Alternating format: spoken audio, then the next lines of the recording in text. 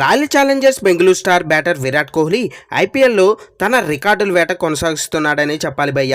ఈ సీజన్లో అద్భుతమైన ఫామ్లో ఉన్న కోహ్లీ మరో రికార్డును తన ఖాతాలో వేసుకున్నాడని చెప్పాలి. లక్నో వేదికగా మంగళవారం లక్నో సూపర్ జైంట్స్ పై హాఫ్ సెంచరీ చేసి దూసుకువెళ్లాడు.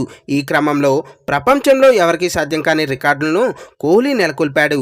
రాయల్ ఛాలెంజర్స్ బెంగళూరు తరపున 9,000 పరుగులు చేశాడు. అయితే ఐపీఎల్లో ఆర్సీబీ తరపున ఆడి 8,594 పరుగులు చేసిన కోహ్లీ ఛాంపియన్స్ లీగ్లో ఆర్సీబీ జట్టు తరపున ఆడి 400 పైగా పరుగులు సాధించాడు.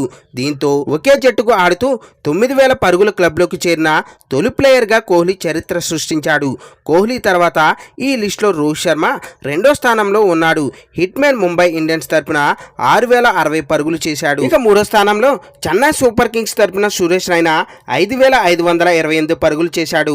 ఇక నాలుగో స్థానంలో చెన్నై సూపర్ కింగ్స్ తరపున ఎంఎస్ ధోని 5,314 పరుగులు చేశాడు. ఫ్రెండ్స్, దీనిపై మీ అభిప్రాయాలు కింద కామెంట్స్ రూపంలో తెలియజేయండి. ఇలాంటి మోర్ క్రికెట్ ఇన్ఫర్మేషన్ వీడియోస్ కోసం మన ఛానల్ని సబ్స్క్రైబ్ చేసుకోండి.